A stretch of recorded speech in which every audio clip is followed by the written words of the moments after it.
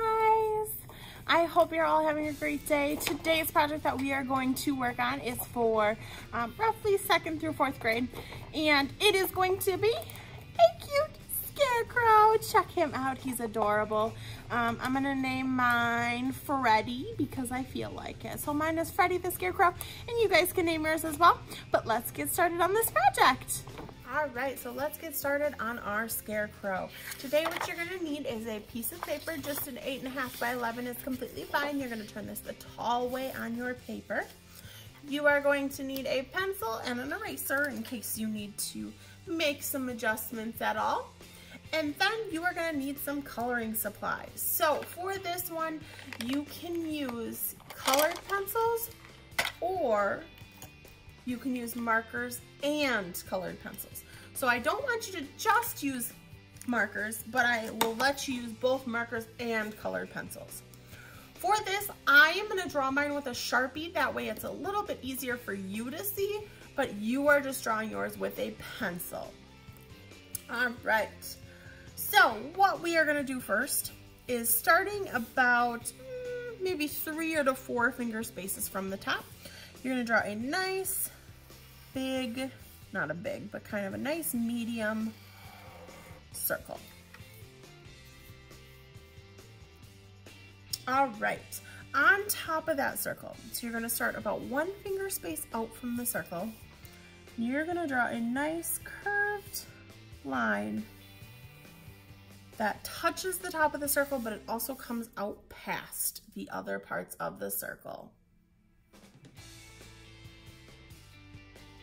Above that, what you're gonna do next is you're gonna bring it up and back down. So it's gonna kind of look like a banana right now on the head of something, right? It looks pretty funny at the moment.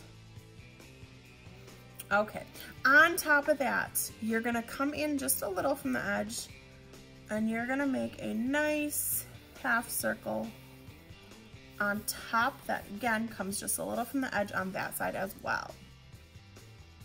And this is gonna become the hat to our Scarecrow.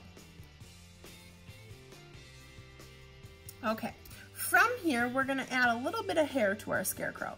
So think of kind of like zigzag lines. You're gonna come out and you're just gonna zigzag up. Now, Scarecrows usually have some straw in there. So if you wanna kind of draw it a little bit kind of lined as well, you can do that. Or when it comes time to color, you can also add some of that in. All right, next what we're gonna do is moving down just a little. I know I'm kind of cutting off a little bit of my paper there, but that's okay. We're going to make the body for our Scarecrow. So starting about 3 finger spaces from the bottom of your circle, so about there, you're gonna make a line that comes all the way across, that touches the bottom of the circle, and then comes out to the other side as well.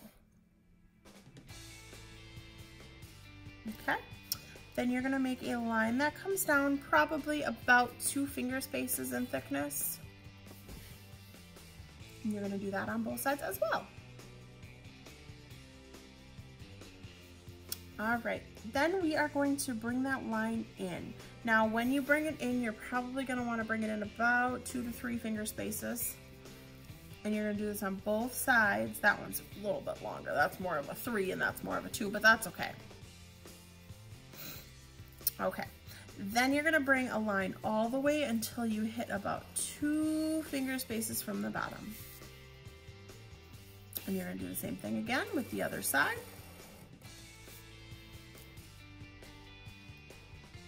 And remember, if I'm going too fast, you can always pause the video and re-watch part of it or go back if you're getting confused. All right. From where you left off on this line coming down, you're gonna come in just about maybe 2 finger spaces. And you're gonna do the same thing to the other side so that you have a nice at least finger space gap in between. All right, then you're gonna bring and make an upside down V so that it connects those 2 spots together, but also leaves that good about finger space in there.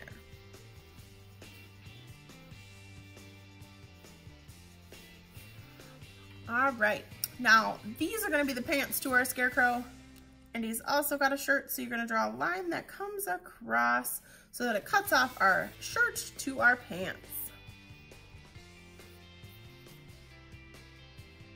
Now we added the straw up above, so we're also gonna add straw to the hands, because scarecrows don't actually have hands because they are stuffed with straw. And then we're gonna do the same with the feet. So just kind of zigzag it. And like I said, if you just wanna color this part, that is totally fine too. And zigzag it out. Now, our Scarecrow right now is floating in the air. So we need to ground him. So let's pretend that this is the back of our Scarecrow, okay? So usually there's a stick that goes all the way up into the head to make the Scarecrow stand there. There's also a stick that goes through the arms to make sure that he stays out there too. The reason scarecrows exist is because they help farmers scare away the birds that sometimes will eat their plants. Because birds are scared of people, so they think it's a person. Okay, so we're gonna pretend that the stick is coming from his head all the way down. So it's gonna come behind, so you're gonna go between the legs there. And you're gonna draw a stick coming all the way down. So now it looks like he's on a post. Now we don't really see the stick coming from his arms. Unless you wanna draw it, you can. So you would just draw a little space out there, but you don't have to. All right, now if you're using colored pencils and markers today too, you can take a quick minute and color that post in. So I'm just gonna color mine with my Sharpie because that's what I have. That way he is standing all the way to the ground. And then it looks a little bit more real. All right, what we're gonna do next is then we are gonna move back to his head and his upper body. So on the head, I want you to draw these nice and big. You're gonna draw 2 big circles. Now this is gonna look a little creepy for a few minutes while we're getting all of our details and starting to add our color, but it'll come together very, very cute later. You're gonna do at least 2 circles on his shirt. If you wanna do 3, that's totally fine, but I want you to do at least 2 on his shirt. All right, for his nose, kind of like a regular triangle that's usually got pointy edges, we want to kind of make those curved. So you're going to make a triangle, but you're going to curve his edges just a little.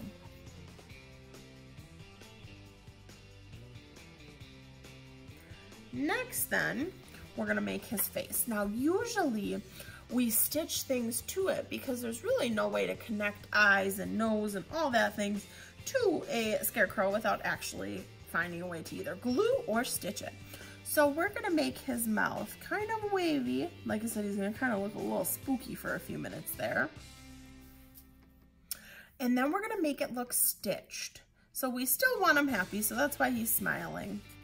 But if you just put little lines through, then he's got little stitched mouth. For his nose, we're gonna do the same thing.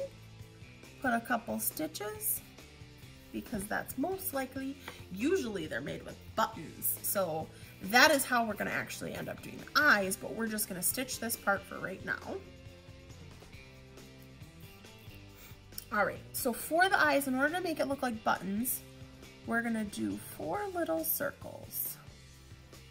And then if you color them in, then it looks like a little button, right?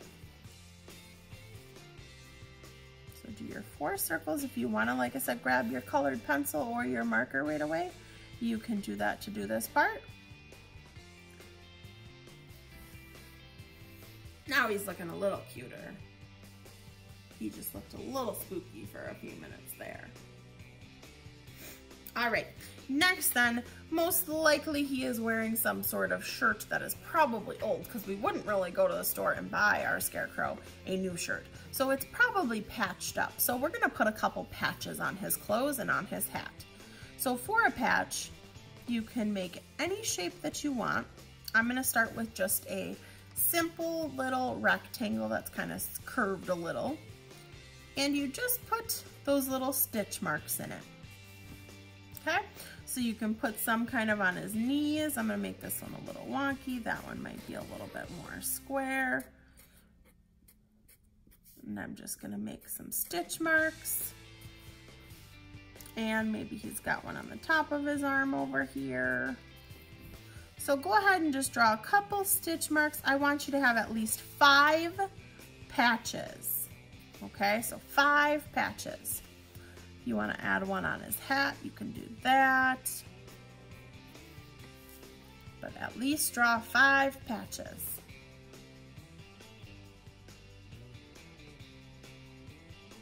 Then from here, we are most likely using jeans, so we're gonna just put some kind of pockets in there too.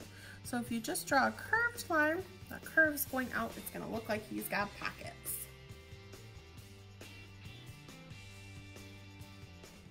All right, so we are now at the point where we are ready to start drawing our background. Now Scarecrows, I'm gonna move my kind of paper up, so he's gonna be a little cut off on top again, but that's okay. So scarecrows are often found in fields. Because it is almost fall, we're gonna make our scarecrow in a pumpkin patch, okay? So that way he keeps all those birds out of it. So you're gonna start kind of halfway up your page, and you're just gonna draw some kind of zigzaggy, scribbly type of lines that are gonna end up looking like grass, okay? Or some sort of maybe corn stalks or something like that. So you're just gonna draw this all the way across your paper. Now what that's gonna end up being is this is all gonna be the ground and this is all gonna be the sky. So that's why we're breaking that off. That's called the horizon line. That's where the ground meets the sky. That way it's not like he's just sitting on this flat little line. Okay, so next I'm gonna show you how to draw a pumpkin. Now we're kind of making this really look like there's space and like it's real. So we want our pumpkins, instead of just a giant circle, we want our pumpkins to look real too. So the best way that I like to draw pumpkins is I'm gonna start with just basic shapes. Now my pumpkins that are towards the bottom of the page are gonna be larger. And as they get closer to this horizon line, they're going to get smaller, right? Because when things go back in space, they get smaller. So the closer to the bottom of the page, the closer to you they are, so they're bigger. So I'll start with my bigger pumpkin. You're gonna start with a tall, skinny oval. Then, coming out from kind of the top of the oval-ish, you're gonna draw a kind of curved line coming out that meets back to the bottom. Then you're gonna repeat that again. So if you notice, I'm not necessarily coming back from this top, but I'm kind of coming from this partial one that's over, and I make another line. And they just meet somewhere towards the bottom. Now I'm gonna repeat, but I'm gonna do it on the other side as well. So I go out, I come and bring it back in towards the bottom. Then I come off this one, come out, bring it back in towards the bottom. And now you have what looks more like a 3D pumpkin, because real pumpkins have those kind of rigid edges and stuff. So this is gonna give you more of a 3D pumpkin.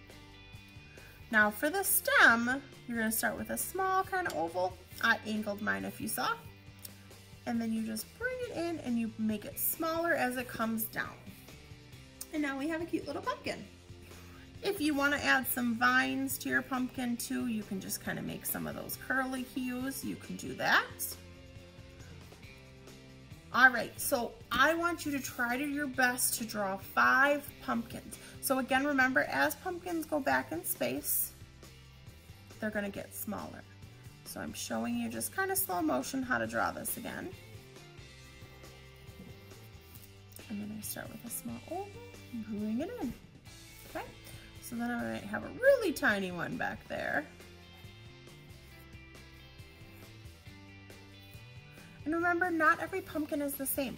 So maybe one of your pumpkins is gonna be way wider. Like that. Or maybe it's way taller. You can do it however you want to. But I want you to come up with at least 5 pumpkins. Like I said, if you want to draw some of the different curly cues and the little veins or vines that come off of it, you can do that too. If you want to draw more than 5, I'm totally okay with that as well.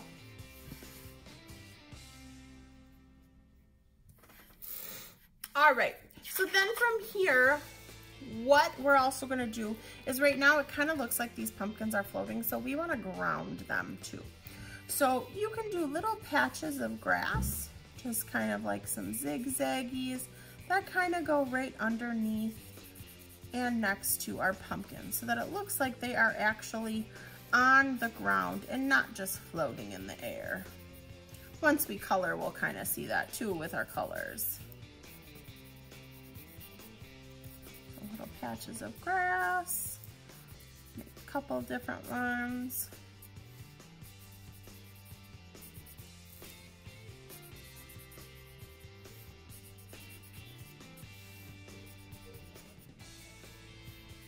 All right, so now we have a cute little pumpkin patch. Now, if you want to be creative and you want to draw some other things in the sky, that is completely up to you. I'm going to leave that space all open for you to do however you want to. So the only thing that I also want you to do is make sure whenever you are making artwork that you are always signing your name somewhere on your artwork, because you are an artist and you should be proud of what you are coming up with. All right, so for the rest of this video, I will fast forward and I will color mine and kind of show you how I colored mine, and then I'll come back and I'll chat with you about that and show you the final outcome. Again, if you have questions, feel free to always rewind and rewatch parts of it or comment on the video below and I can definitely help you out. All right, you guys have fun making your scarecrows.